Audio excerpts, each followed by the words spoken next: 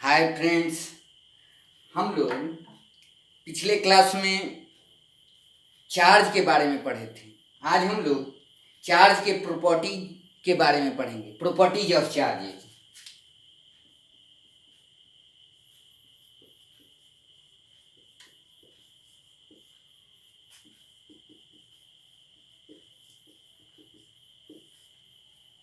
Properties of charge है ना।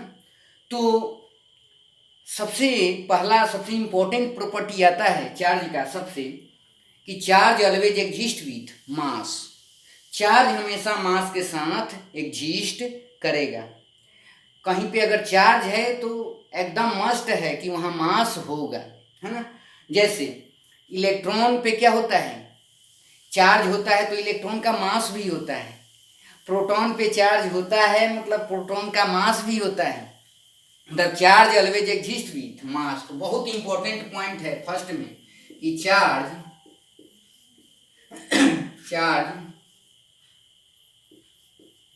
Always exist with mass. Charge हमेशा क्या होगा, मास के साथ एग्जिस्ट करेगा। बट अगर कहीं पे मास है वहां पर चार्ज होगा, ये नेसेसरी नहीं है। जैसे न्यूट्रॉन का केस पढ़ते हैं। न्यूट्रॉन पे चार्ज, न्यूट्रॉन का मास होता है लेकिन न्यूट्रॉन पे चार्ज क्या होता है आपका, जीरो होता है ना। लेकिन अगर कहीं पे चार्ज है तो वहां पे मास होगा ही होगा। तो चार्ज ऑलवेज एग्जिस्ट विथ मास, है ना। तो यही तो हम लोग पढ़ते थे कि चार्ज क्या है, मटेरियल की फिजिकल प्रॉपर्टी है ना। आप लोग देखे हैं। तो चार्ज ऑलवेज एग्जिस्ट विथ मास सबसे इंपॉर्टेंट प्रॉपर्टी में आता है चार्ज का, कि कहीं पे अगर चार्ज है तो वहाँ मास होगा ही होगा। जैसे इलेक्ट्रॉन के केस में देखते हैं हम लोग, इलेक्ट्रॉन पे चार्ज होता है, इलेक्ट्रॉन का मास भी होता है ना। अब इसी में आप पढ़ते हैं, जैसे न्यूट्रॉन का मैं एग्जांपल दिया कि न्यूट्रॉन पे चार्ज, न्यूट्रॉन का मास होता है लेकिन चार्ज उस पर क्या होता है, जीरो। मतलब मास है तो ये जरूरी नहीं है कि उस पर चार्ज होगा, बट अगर चार्ज है तो उसका मास जरूर होगा, है ना। तो ये तो फर्स्ट प्रॉपर्टी है ना। सेकेंड प्रॉपर्टीज हम लोग देखेंगे, क्वांटाइजेशन ऑफ चार्ज। क्या देखेंगे, मैं पिछले क्लास में भी बताया था, है ना। Quantization of charge, charge is quantize, है ना।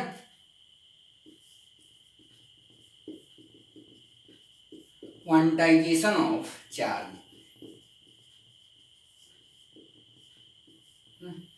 तो चार्ज हमेशा क्वांटाइज होता है, इसका मीनिंग हम लोग समझेंगे। जैसे पिछले लेक्चर में मैं बताया था, जैसे किसी मटेरियल से, किसी बॉडी से अगर एक इलेक्ट्रॉन निकल रहा है तो इस पर क्या हो जाएगा, प्लस ई हो जाएगा। दो इलेक्ट्रॉन निकल रहा है तो प्लस टू ई। चार इलेक्ट्रॉन निकल रहा है तो प्लस फोर ई। मतलब चार्ज बन रहा है पॉजिटिव चार्ज, लेकिन किसके मल्टीपल में बन रहा है, इलेक्ट्रॉन के इंटीग्रल मल्टीपल में बन रहा है। मतलब चार इलेक्ट्रॉन निकल रहा है तो प्लस फोर ई, 10 निकलेगा तो प्लस 10 ई, है ना। मतलब पॉजिटिव चार्ज बन रहा है जब इलेक्ट्रॉन निकल रहा है। जितने इलेक्ट्रॉन निकल रहे हैं उतने इस पे आ जा रहा है। जैसे 20 इलेक्ट्रॉन निकले तो प्लस 20 ई हो जाएगा चार्ज इस पे, बॉडी पे। तो क्वांटाइजेशन ऑफ चार्ज बोला जाता है कि चार्ज जो भी होगा वो इलेक्ट्रॉन के इंटीग्रल मल्टीपल में होगा। जैसे हम लोग देखे थे,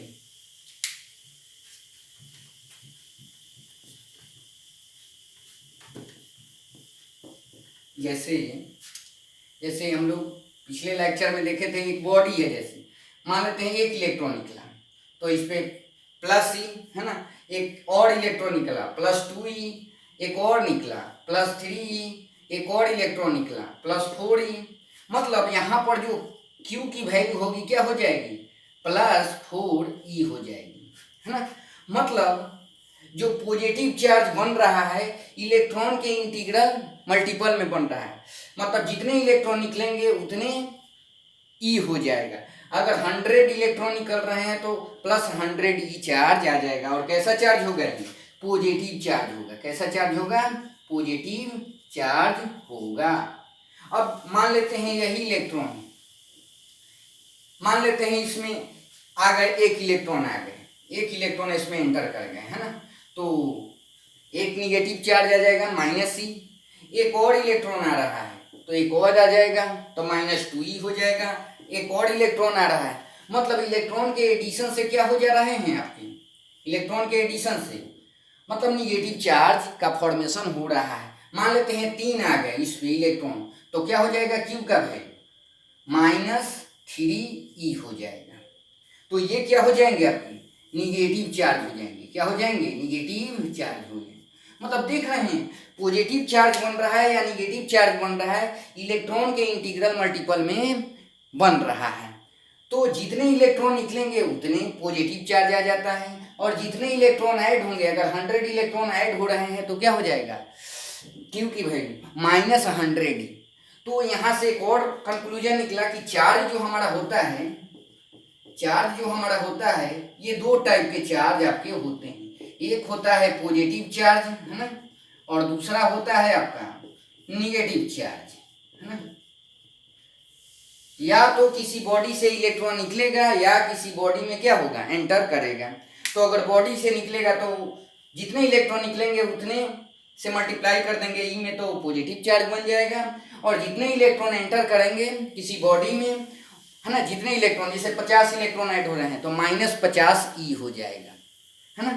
तो देख रहे हैं कि जो भी चार्ज का फॉर्मेशन हो रहा है वो निगेटिव चार्ज बने या पॉजिटिव चार्ज बने, इलेक्ट्रॉन के जैसे इलेक्ट्रॉन से अगर रिमूव हो रहा है तो पॉजिटिव चार्ज, इलेक्ट्रॉन का एडिशन हो रहा है तो निगेटिव चार्ज बन रहा है ना।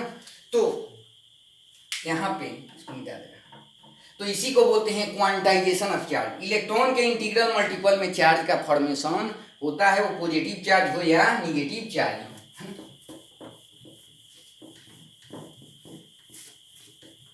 जैसे यहाँ पर जैसे ये पॉजिटिव चार्ज है आपका, ये आपका निगेटिव चार्ज है। तो जैसे Q की वैल्यू क्या होगी, मान लेते हैं 2 इलेक्ट्रॉन निकल गया तब +2E, मान लेते हैं 50 इलेक्ट्रॉन निकल गया +85 हो जाएगा है ना Q की वैल्यू। तो ये पॉसिबल होगा, लेकिन Q की वैल्यू अगर हम कह दें 5/2E है ना, ये पॉसिबल नहीं है, क्योंकि यहाँ पर ये 2.5 है ना, या तो 3 होगा नहीं तो 2 होगा है ना, +2E होगा नहीं तो +3E होगा, 2.5E पॉसिबल नहीं है, फ्रैक्शन पॉसिबल है, इंटीजर होना चाहिए है ना। तो इलेक्ट्रॉन के इंटीग्रल मल्टीपल में होगा। इलेक्ट्रॉन को क्या बोला जाता है, फंडामेंटल यूनिट ऑफ चार्ज। जो आपके सिलेबस में 12th के सिलेबस में पढ़ना है, इलेक्ट्रॉन से छोटा चार्ज पॉसिबल नहीं है ना। तो जो भी चार्ज बनेगा पॉजिटिव तो या निगेटिव, वो इलेक्ट्रॉन के इंटीग्रल मल्टीपल में बनेगा, इसी को बोलते हैं क्वांटाइजेशन ऑफ चार्ज। जैसे जितने इलेक्ट्रॉन ऐड होंगे किसी बॉडी में है ना, जैसे मान लेते हैं 10 इलेक्ट्रॉन ऐड होंगे तो क्या होगा -10E, ये पॉसिबल है। मान लेते हैं 25 इलेक्ट्रॉन ऐड हो गए -25E, ये पॉसिबल है। लेकिन Q की वैल्यू मान लेते हैं -7.5, ये पॉसिबल नहीं है। तो चार्ज हमारे दो टाइप के देख रहे थे बन रहा था, किसी बॉडी से अगर इलेक्ट्रॉन निकल रहा है पॉजिटिव चार्ज, किसी बॉडी में एंटर कर रहा है तो निगेटिव चार्ज बन रहा है। चार्ज हमेशा इलेक्ट्रॉन के इंटीग्रल मल्टीपल में होगा। इलेक्ट्रॉन को क्या बोलते हैं, फंडामेंटल यूनिट ऑफ चार्ज है ना, मतलब इससे छोटा चार्ज पॉसिबल नहीं है। तो या तो चार्ज बनेगा E बनेगा है ना, +2E, +3E, +4E, +5E, वैसे ही निगेटिव चार्ज बनेगा -E, -2E, -3, -4E and so on है ना। तो आपके यहाँ पर हम लोग देखे दो property, charge always exist with मास, और चार्ज क्या होता है क्वांटाइज होता है। जो भी पॉजिटिव चार्ज बनेगा और निगेटिव चार्ज बनेगा इलेक्ट्रॉन के इंटीग्रल मल्टीपल में बनेगा, फ्रैक्शन कभी नहीं होगा है ना। तो ये दो प्रॉपर्टी देखे हम लोगों ने।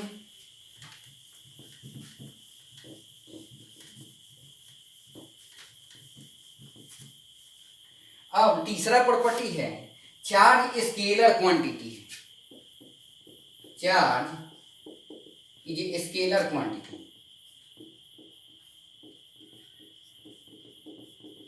चार्ज क्या है, स्केलर क्वांटिटी है। स्केलर क्वांटिटी मतलब जो आप 3-4 क्लास में जो आप पढ़े हैं है ना, जैसे सिंपल ऐड करते थे 2 + 2 4 है ना, 3 + 3 क्या होगा 6, वैसे सिंपल एडिशन को फॉलो करेगा जो आप पढ़ चुके हैं 10th क्लास से पहले है ना।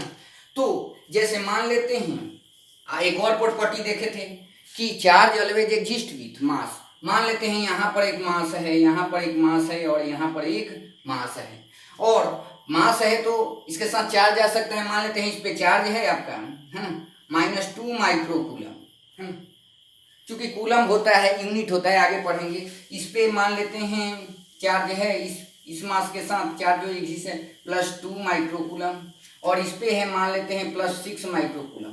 और ये 3 चार्ज का क्या है सिस्टम है, मतलब मास होगा 3 और उसके साथ चार्ज है, तो 3 चार्ज का ये सिस्टम है। तो सिस्टम के पास क्यू टोटल अगर देखा जाए चार्ज कितना है तो सिंपल एडिशन कर देंगे इस सिस्टम के पास कितना चार्ज है। इस सिस्टम में 3 लोग इन्वॉल्व हैं तो कितना हो जाएगा simple addition -2 microcoulomb +2 microcoulomb +6 microcoulomb, तो ये कट जाएगा तो कितना हो जाएगा +6 माइक्रोकूलम। तो ये तीनों चार्ज को मिलाकर जो सिस्टम माने हैं, इस सिस्टम पर टोटल चार्ज की वैल्यू कितनी हो जाएगी क्यू टोटल 6 माइक्रोकूलम हो जाएगा है ना। तो चार्ज सिंपल एडिशन को फॉलो करता है। तो चार्ज स्केलर क्वांटिटी आपका है, तो ये आपका है। तो 3 प्रॉपर्टी हम लोगों ने पढ़े, charge always exist with mass, charge is quantize, quantization of charge देखे, charge is a scalar quantity. तो यहीं तक अभी हम लोग रखते हैं। अगर ये वीडियो अच्छा लगा हो तो वीडियो को लाइक करें, शेयर करें, मेरे चैनल को सब्सक्राइब करें। Thank you.